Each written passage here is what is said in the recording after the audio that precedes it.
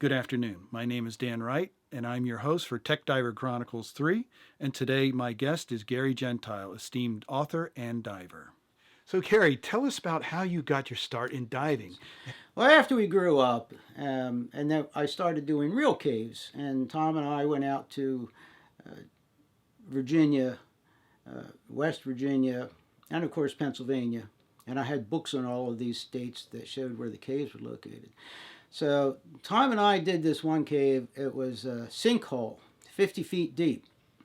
And what we had to do was climb down 30 feet to a ledge and then tie on a rope. And below the ledge, 20 feet, was a river. Well, that stymied us, so we went home without exploring the rest of the cave. But I went to Sears Roebuck and bought a raft, an inflatable raft. And so we went back there with another friend, Al Dubeck, and we lowered the raft down to the ledge at 30 feet, and then we took it over to the place where the edge dropped off into the water, and we hand pumped the raft up and then lowered it down by rope into the water, and then we climbed down once at a time on a heavy duty rope. We got into this raft and we paddled at least a quarter mile upstream, and we came to another cave or another tunnel off the side, so we were able to do some exploring.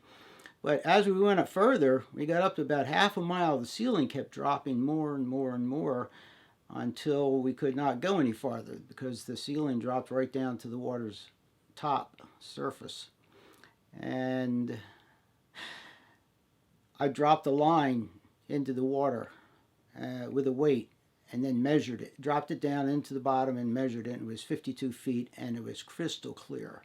So I thought, if I go home and learn how to dive, I could come back here and explore this cave underwater and see if it comes up into any air pockets. So that's what I did. As soon as I got home from that trip, I looked at the phone book. I found out where the nearest YMCA was located, and I took a diving course. And that was 1969. And in the meantime, I got more and more fascinated with diving on shipwrecks, and gradually caving got put behind me and shipwreck diving became my primary activity. It was a complete change of my drive to explore. So, at what point did you go from recreational to technical diving? We didn't really have a definition for technical diving. Actually, we didn't have a word for technical diving. So I'd have to say it was done on a gradual process where, and this was conscious for me. I went a little bit deeper every year on other wrecks. When did you first dive the Andrea Doria, and what boat was it? So basically, I took a diving course in 1969. I was actually certified by the end of the year. And in 1971, I started wreck diving. And from 71, it was only 3 years until I was diving on the Andrea Doria. At people like to say 240 feet, but that's the depth to the bottom. At that time, the wreck was still intact, and we could touch the wreck at 165 feet. So it wasn't as deep as you might think, at least then. Okay, so when we first dived on the Andrea Doria in 1974, we chartered a fishing boat, a 90-foot long fishing boat. And the next time I dived on it was 1980, because between 74 and 80, I couldn't find a boat that was willing to take divers out to dive that deep. None of the diving boats wanted to because of the liability issues. But then, after I was able to dive on the Sea Hunter that was owned by Sal Arena and John Lackameyer, they started going on trips every year, usually 2 trips per year, and it got to be very popular. especially since artifacts started coming up from the wreck. What used to be the limit of air diving is now the so-called start of technical diving. And at that time, we did all dive on air. But you have to understand, too, at that time, the wreck had not collapsed. So at that time, we could dive 165 feet and touch the wreck. Nowadays, people go down to the bottom at 240, and they're penetrating the wreck. That's what I would call technical diving. And that didn't happen until, let's say, 1980, because I wasn't able to find another boat to go out to the Doria until 1980. And at that point, although we were still diving air, then we started doing a lot of penetration. And the dives got longer, the decompressions got longer, and we ended up doing decompressions that were hour and a half, because we were decompressing on air, understand. We were not decompressing on other gases. And that pretty much, I think, was the beginning of my Doria career, because from that time until, I don't know, the next 30 years, I dived on the Andrea Doria every year but one. All right, so after 1980, we started diving on the Doria every year, usually 2 trips a year. And in the meantime, Peter Gimbel had another expedition to the Andrea Doria, and he had, in the course of that expedition, when he was looking for the safe, he went along a corridor adjacent to the safe and found china. I had seen Peter Gimbel in Philadelphia at a symposium, and afterwards I asked him where he saw that china, because he had pulled out a bunch of china. He showed it on camera and in the auditorium. And so I asked him, and he showed me or told me how he reached that spot from the hole that his divers had cut open with a torch. So the following year, when I went to the Andrea Doria, I knew exactly where to go. And I went into the wreck with Steve Gatto as my partner, and the two of us got to this hole that his oceaneering divers had cut, and I accidentally went the wrong way. I got confused inside, and we swam along this corridor for about 50 feet, and we came into a huge, vast opening inside the wreck. And I realized from studying the deck plans that we were in the chapel. So what I did right away was start praying that I could find my way out of the chapel and back in the other direction. So we turn around, we passed the hole that we had come into. Now the hole was overhead, remember, because the wreck is lying on its side. So you have to figure everything was 90 degrees out of phase. And we looked up, we saw the hole, we got reoriented, we went the other direction, and we found the china. It was from the first-class dining room, and that was exactly where Peter Gimbel had found the china. So from that point on, when I got home from that trip, and I was out, on that trip, I was out on the Sea Hunter, word got around, and I got a phone call from Steve Belinda, who was running the Wahoo. And he wanted to know where the china was, because that was like the exciting thing, and it could attract customers. So he invited me to go out with him and show his divers, his customers, how to get there. And so I took the plans with me. I had a full set of deck plans, and I took them on the boat and told him where he had to drop the hook. And I went down on the first dive, tied in, and returned with some china. And after that, there was another boat that wanted to go out there and get china. And again, I was, I guess, the leader, if you will, because I knew how to get to that spot. Detail on some of the Wahoo and the Seeker competition over China in the 1990s. Let's call it a confrontation between Steve Belinda on the Wahoo and Dan Crowell on the Seeker. And I don't know why there was any reason for that to happen, because they went at different times. So neither one was in competition with the other boat. They all had their own customer base, and they also had different times. They didn't both go out there at the same time and have an issue of who was first on the wreck. But somehow, because of that, and mostly because of Steve Belinda's belligerent attitude, it led to some difficulties between Steve Belinda and Dan Crowell.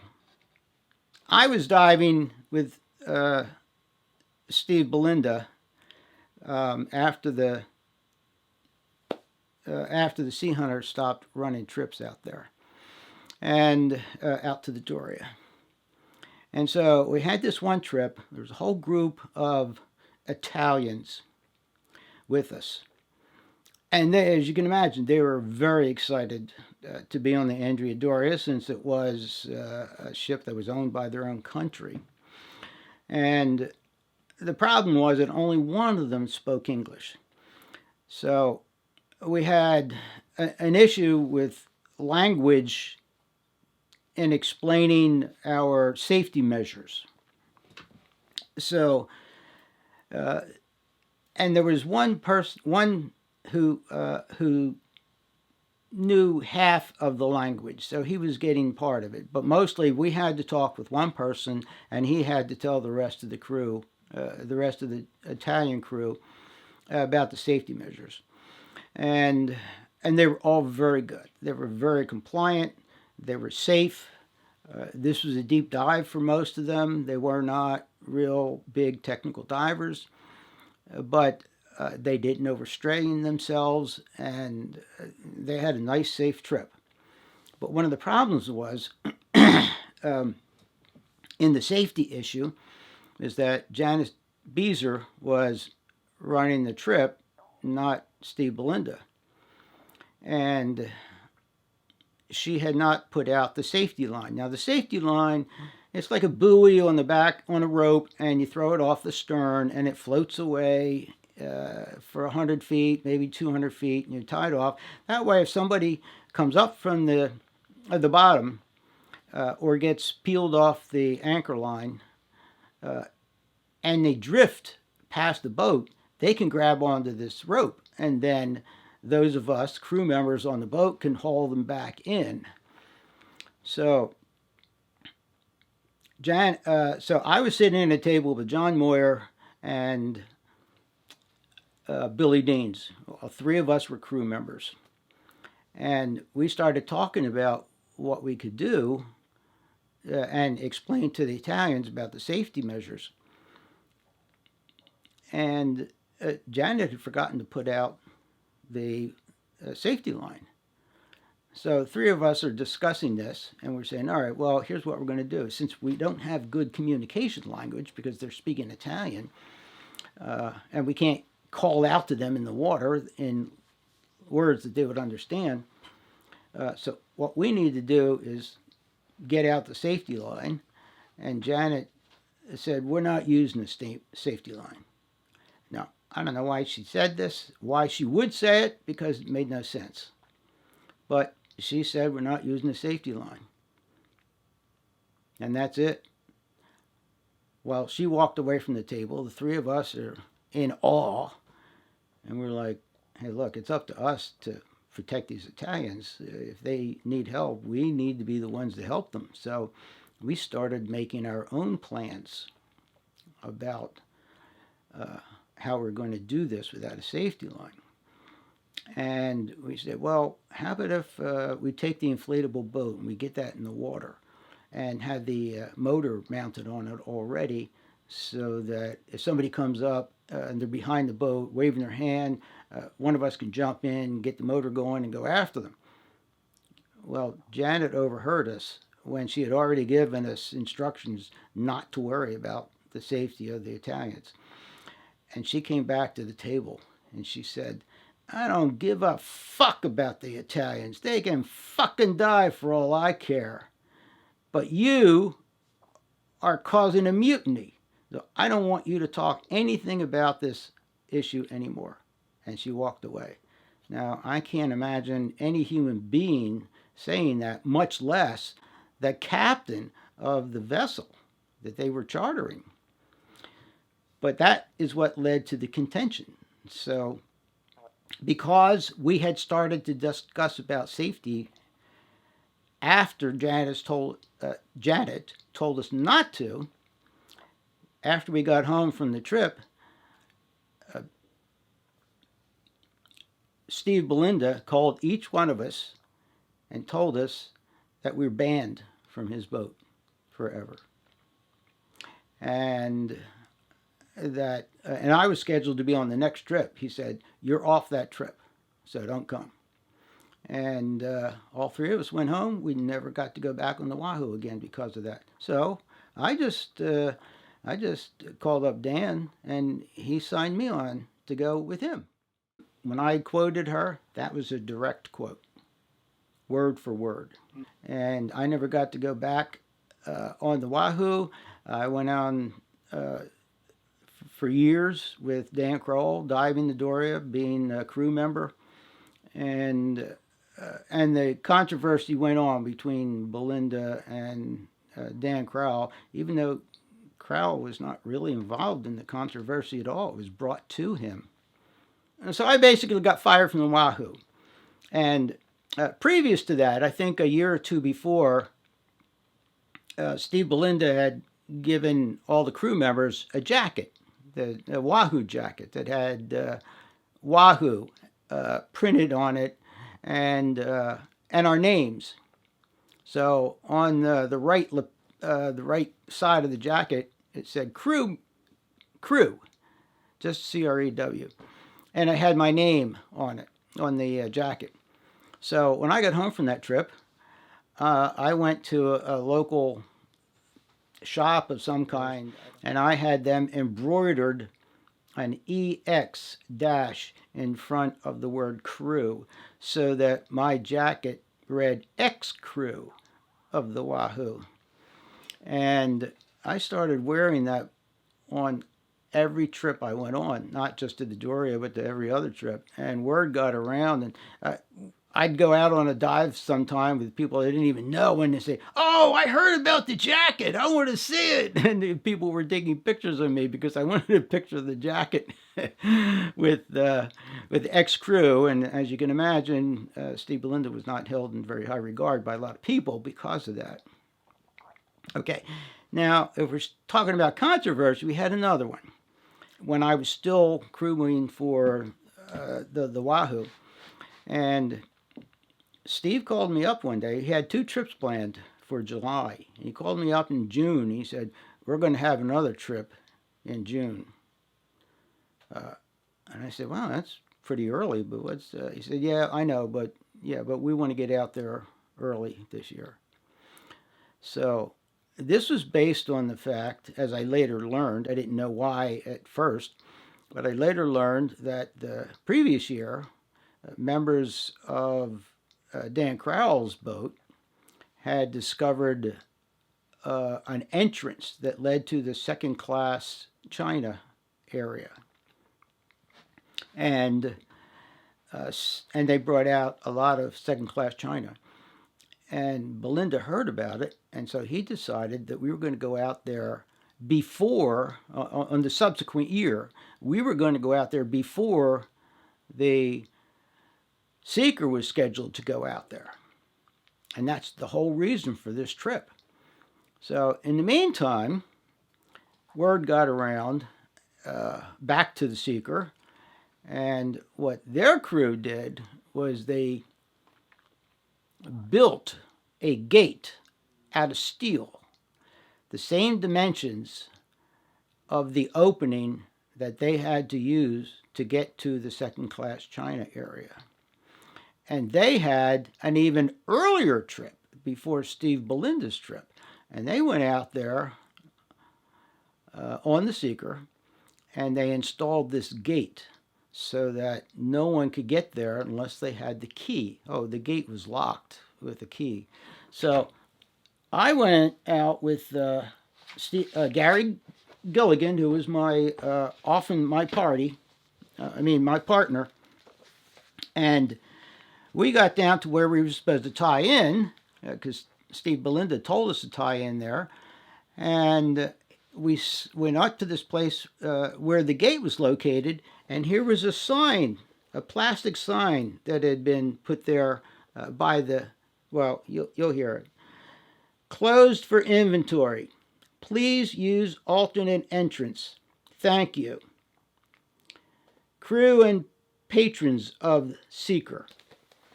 So this was like a spit in Belinda's face. This is part of the controversy that occurred between the two of them. And Gary Gilligan and I were kind of in the middle of it.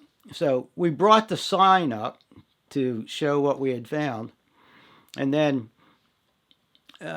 so people on the boat were kind of disappointed. They had been led to believe that they were going to go to a new hotspot. And Gilligan and I didn't really matter. We had plenty of China at that point.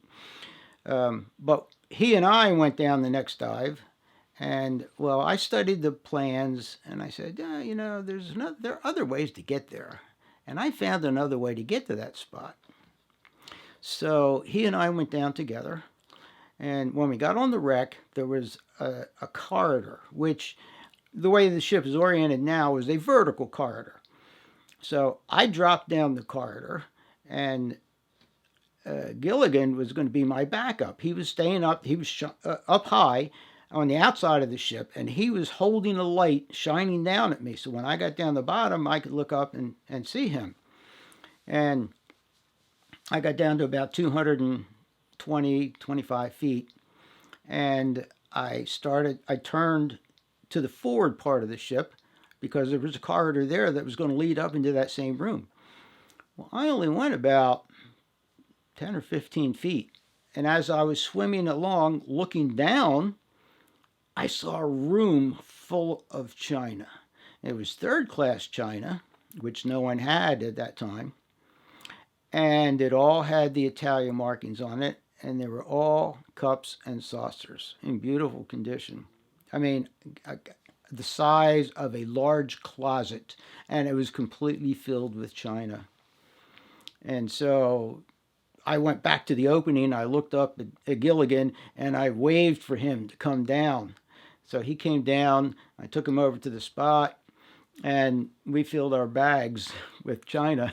And came up, and for the rest of the trip, everybody just went to that one spot from the anchor line, where to drop down, where to go over, and what not to do, what direction not to go in. And so everybody was happy after that because all the customers went home with china. But the funniest part was that when we went out there later, after the Seeker had gone out there and they removed the sign so that they could get china, for some reason when they left the door off. The one they installed, went through all this work to install.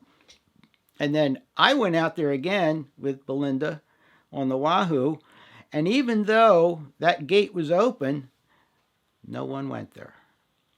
It was like a total absurdity. They went through all that work to build this door and place it so that no one could get to their china. And then when they left the door off, even though people had the opportunity to go there, no one did because we had another hotspot of our own. Anyway, I don't know. There are bizarre things that go on in the diving world, and I don't profess to understand them. What were some of the technological obstacles in open circuit diving back then? The basic technological difference was in carrying all the tanks that we had to carry. Because remember, when we were diving just on air, we just decompressed on air. And the first innovation was did not occur until, I would say, the end of the 80s, where we started decompressing on oxygen that was deployed from a tank on the boat. So we could start diving on oxygen at 20 feet and the 10-foot stops. After that, we started carrying our own oxygen, which meant that we didn't have to have a boat that had oxygen tanks on the boat. What were some of the difficulties with decompression programs back then? When we first started out, even in the 1970s, we had a decompression computer called SOS. And it was analog, and it basically operated on a chemical that absorbed a gas at the same approximate rate that the human body absorbed gas. And then it released that gas at the same approximate rate that the human body. So that was the only thing we had for many, many years. And then finally, an outfit came out with a computer that was not analog but was digital. And that became a lot more user-friendly and a lot more accurate. So it was designed on a better program too than a chemical that just happened to approximate the absorption and reduction of gas in the human body. But then computers became much more accurate. A lot of companies got into the business.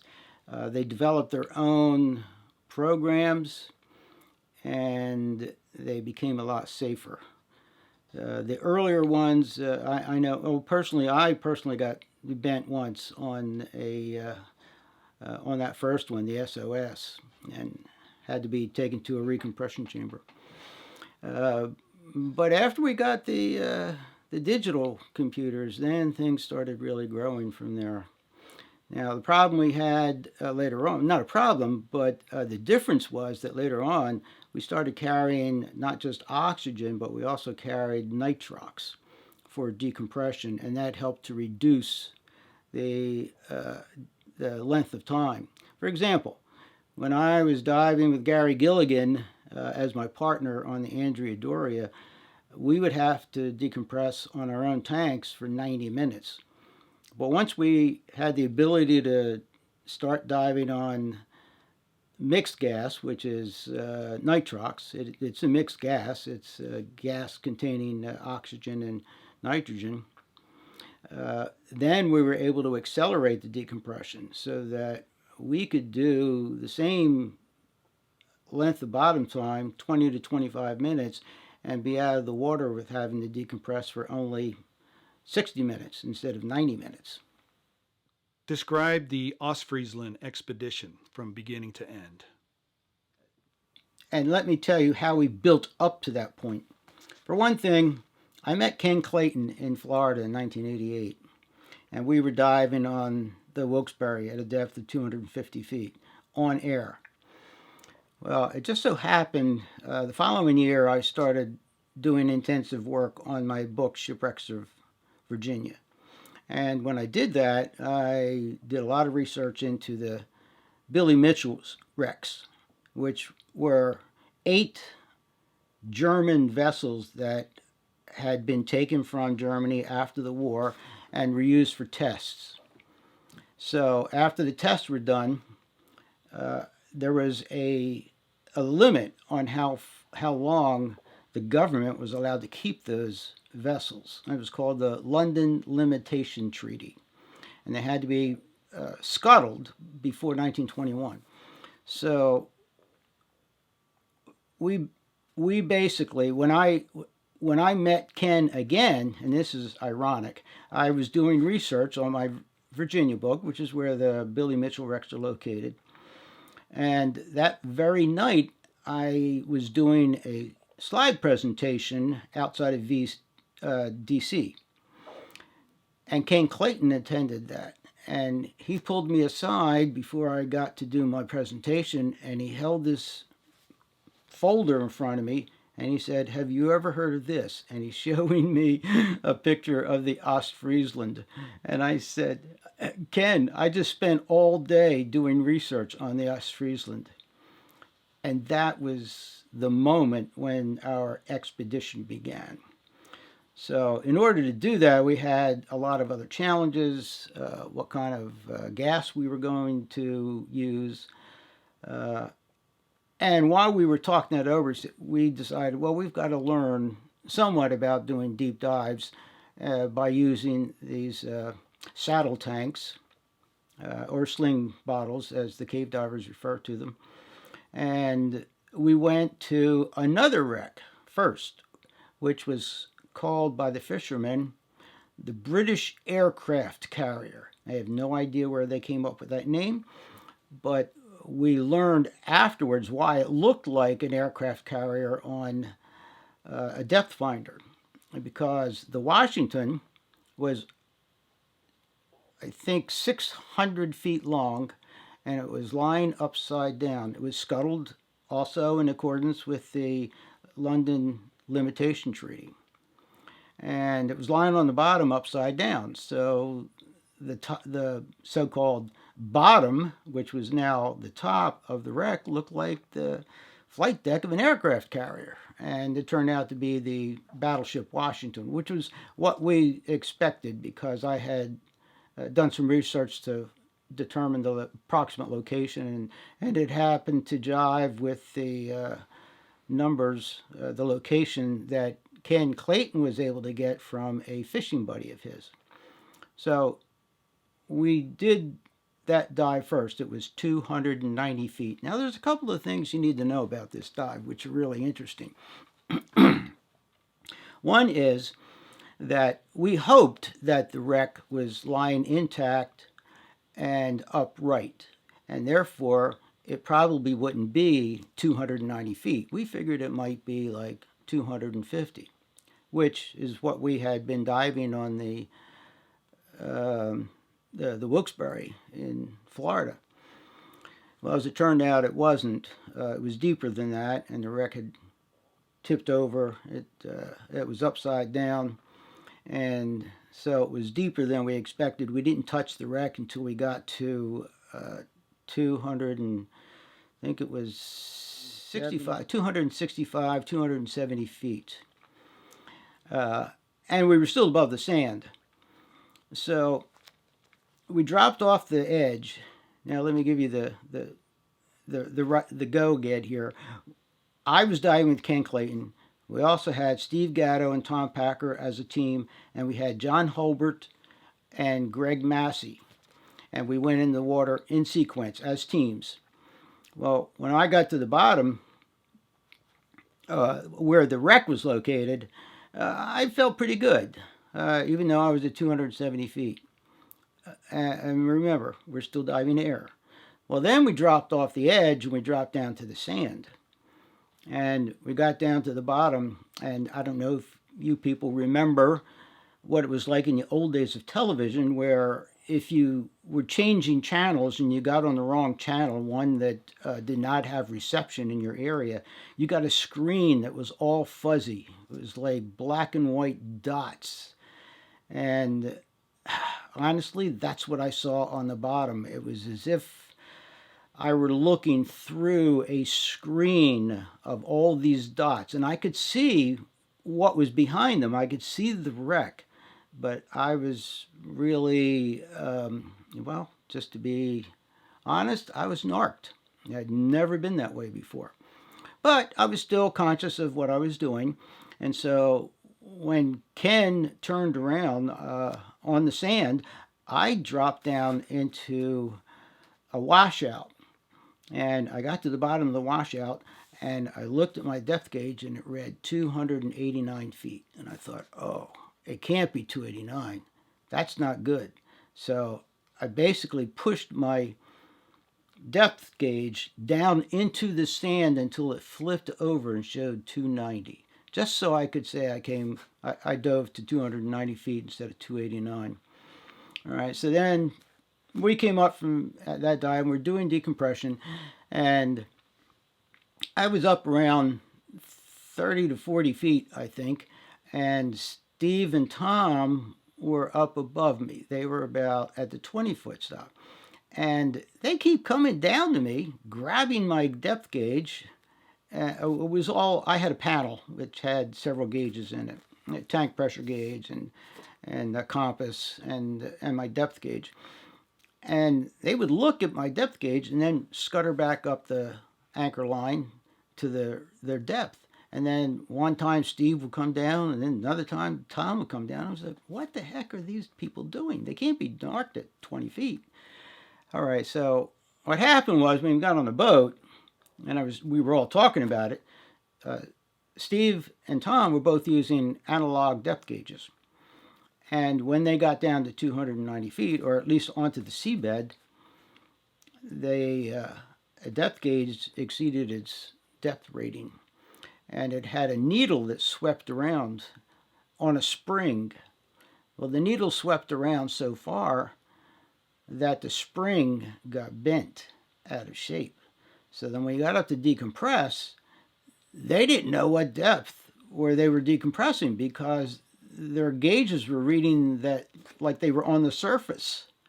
Because when the needle came back, it didn't come all the way back to where it was supposed to be. So when they were at 20 feet, their gauge was showing them that they were on the surface.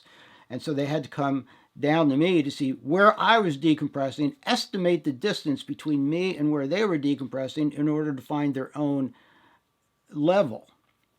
So I said, you know what, Steve, Tom, your gauges are telling you something. They're telling you that your depth gauge is now a time gauge. It's telling you that it's time to buy a new depth gauge. So they had to go out, and they were bent permanently, so they had to go out and buy depth gauges that were digital and not analog.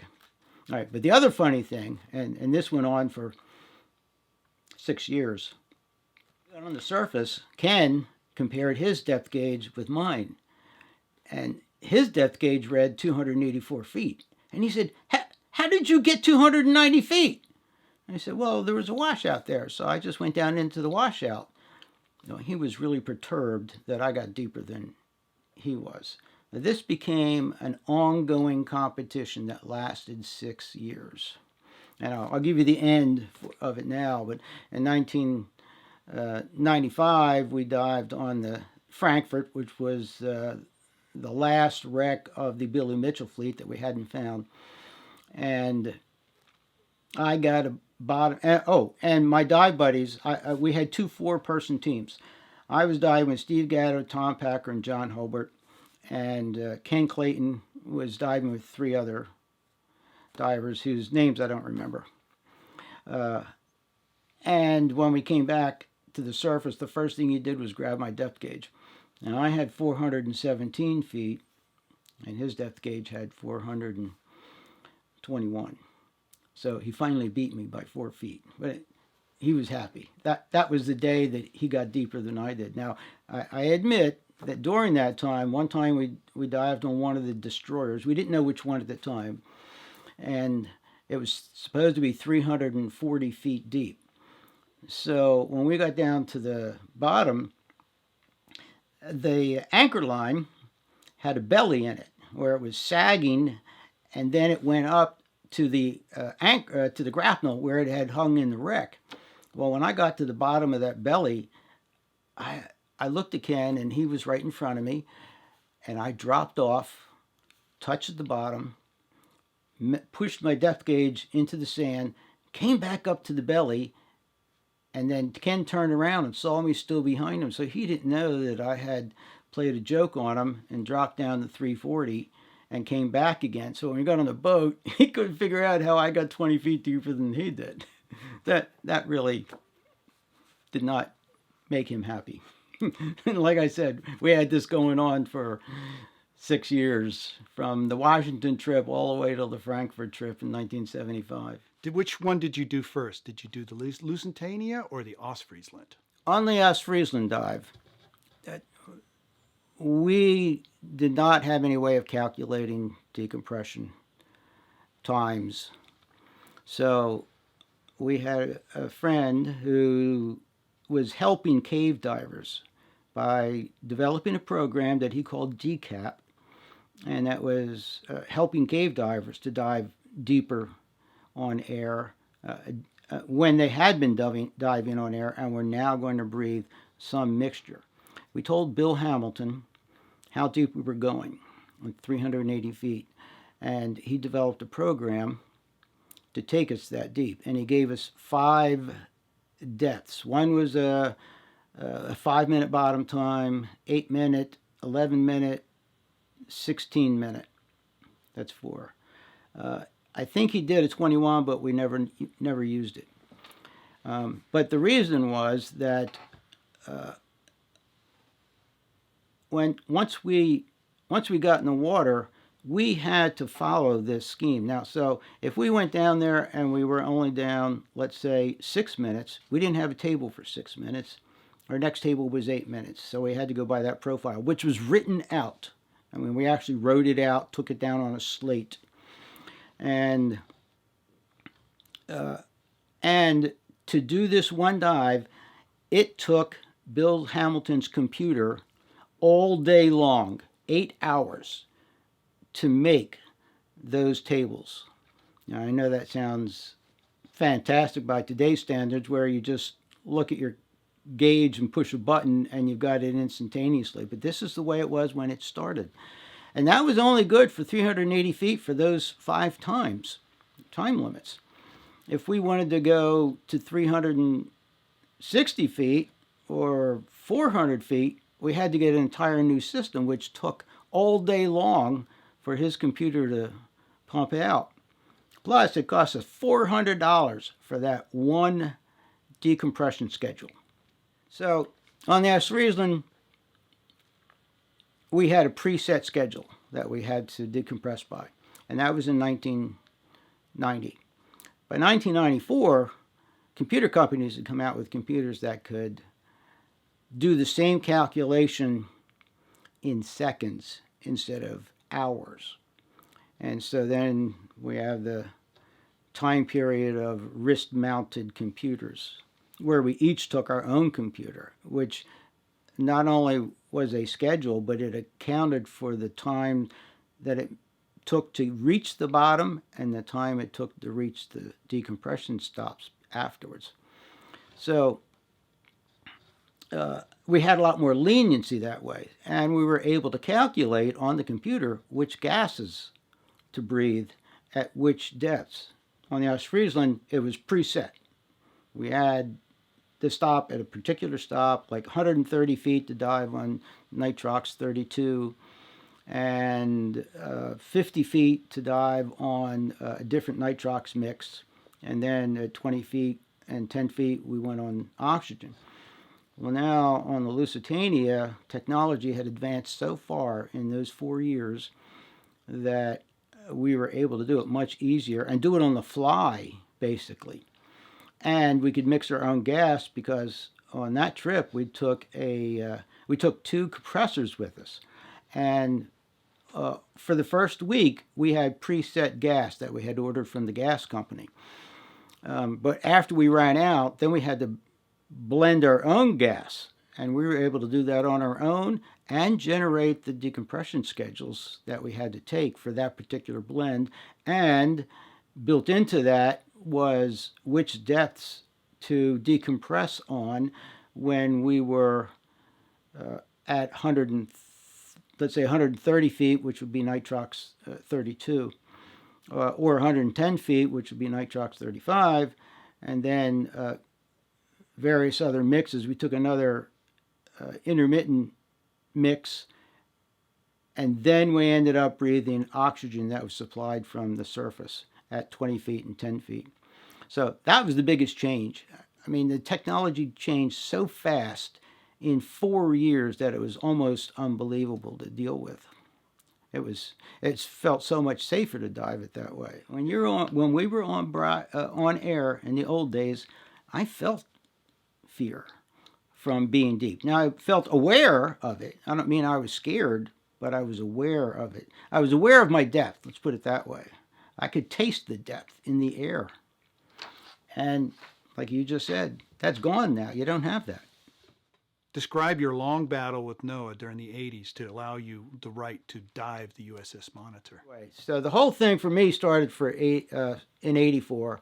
I got bumped around for 2 years by the director of the Monitor National Marine Sanctuary.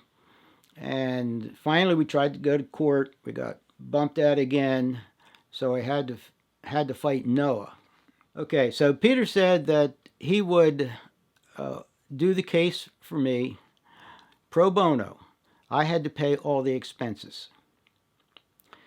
That meant legal, not legal for his fee expenses, but legal like for all the filings, bringing witnesses. I had to hire witnesses to come in for the trial and things like that.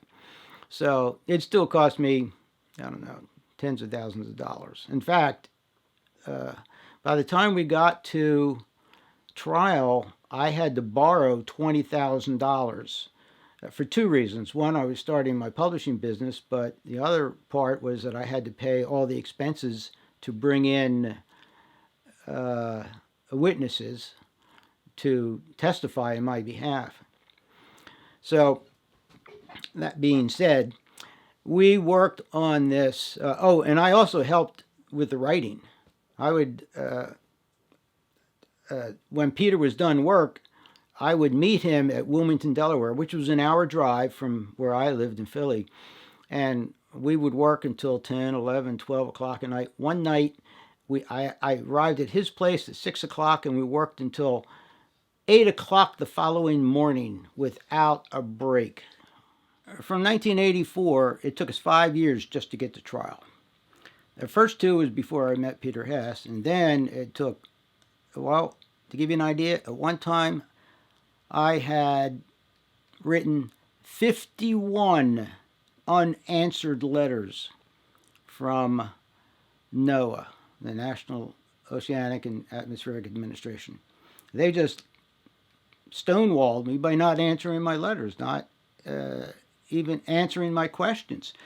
And Peter had to submit not trials, but he had to submit certain law information in order to force NOAA to at least answer my letters. Because otherwise, they can stymie something for decades. They just not answer. So what are you going to do?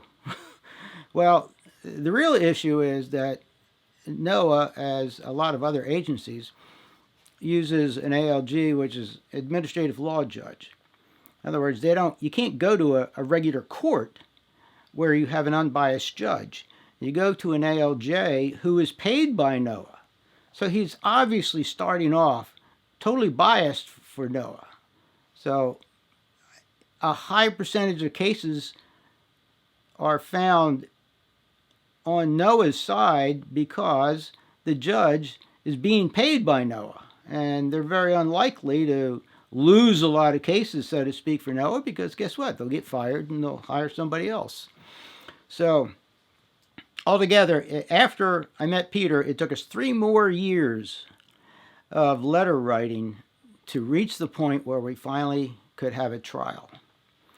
And so we were able to go there in 1989. I had to have witnesses because their reasoning, which wasn't reasonable, but this is the way they were trying to portray it, is that diving on the Monitor was unsafe because the 130 feet was the recognized depth for recreational divers. And I had to prove that I wasn't a recreational diver, that I was more experienced than that. And so by 1989, I already had, over 100 dives on the Andrea, Doria, plus other deep water wrecks. Plus, for the trial, I brought in Hal Watts from 40,000 Grotto. And he had, because he was teaching people how to dive deep, and he had his own grotto, he used to make 4 or 5 dives a day. Now, they were only bounce dives, but he would go down to 240 feet. He'd take a student with him. They'd maintain eye contact. They'd look at each other, and he would put them through certain tests to make sure that they were cognizant. And he had something like almost 10,000 dives over 200 feet. And so I hired him to come in as an expert witness, and we had a big trial, lasted all day. And, of course, at the end of the day, we didn't know who won yet, but that would be adjudicated later. But anyway, this is 5 years into my process of diving on the monitor. So we had a trial, and we had some information from the lawyer. The lawyer sent to me a copy of their NOAA manual. Because they were saying that's what they go by. And of course, what I was saying is, well, these are laws for NOAA divers, not for personal divers. I mean, I'm not under NOAA restrictions. I can dive anything I want. But they were claiming that because NOAA had those restrictions, they applied to everybody in the world. So, and now I had already been sent this NOAA diving manual in the beginning of our controversy, sometime in 85, maybe 86. But it was an older version. She sent me a new version. And the new version differed from the old version. So that Peter handed me this new version, and he said, well, go through this, see if you can find anything that'll help our case. And what I found was the winning clause. And we got up there, and I had to testify. Then I had my witnesses testifying. And the judge was considerably astounded, especially by Hal Watts, about how many dives he had made to the depth of the monitor, and was training people to do so. So, and I really think that he was the best witness for that, better than me, because he had a lot more dives to that depth. So then the director of the Monitor National Marine Sanctuary got up to testify. And so he was under question. Peter Hess was asking him questions. And Noah's attorney asked questions.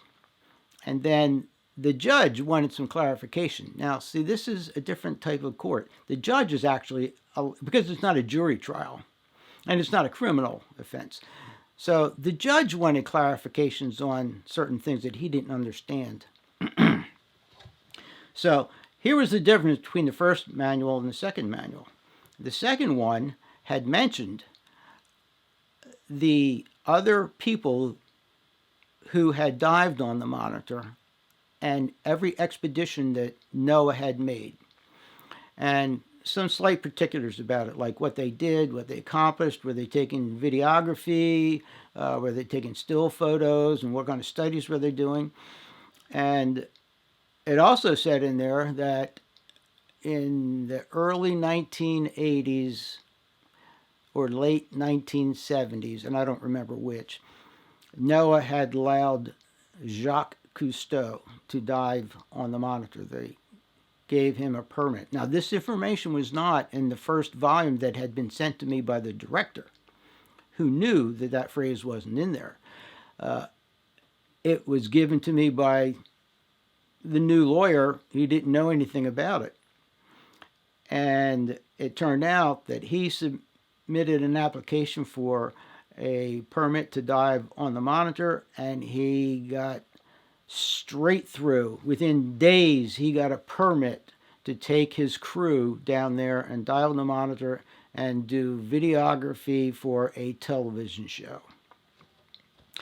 So we get to the point at which the director is giving his talk, and the judge starts asking him questions, and the judge just coincidence. Now, Peter had already set up exactly how he was going to ask this question, but he was waiting to until the other lawyer was finished, and then he was going to say, well, wait a minute, I want to ask on redirect.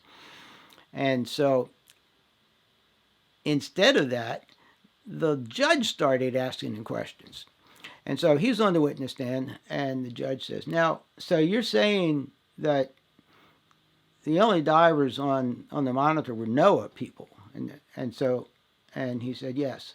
And he said, so you've never had any non-Noah divers dive on the wreck? You've never given anyone permission to dive on the wreck? And he looked straight in my eyes. He, meaning the director.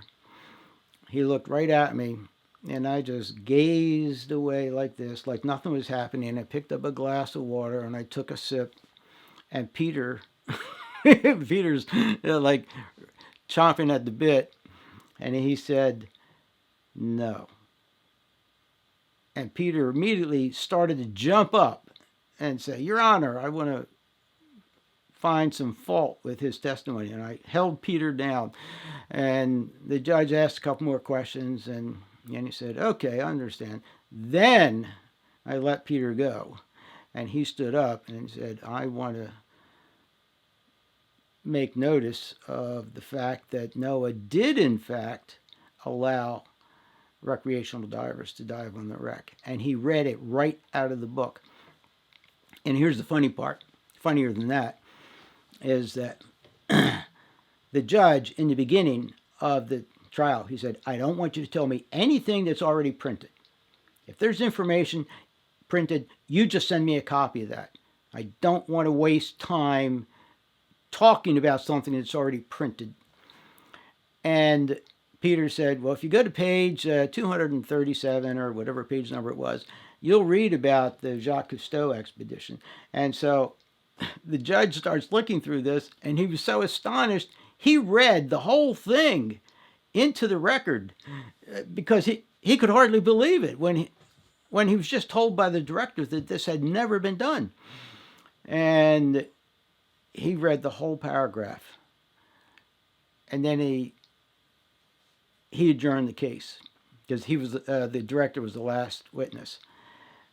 And so we felt pretty good about that because we caught the director committing perjury, not only on the trial, but directly to the judge's question. I mean, he lied actually to the judge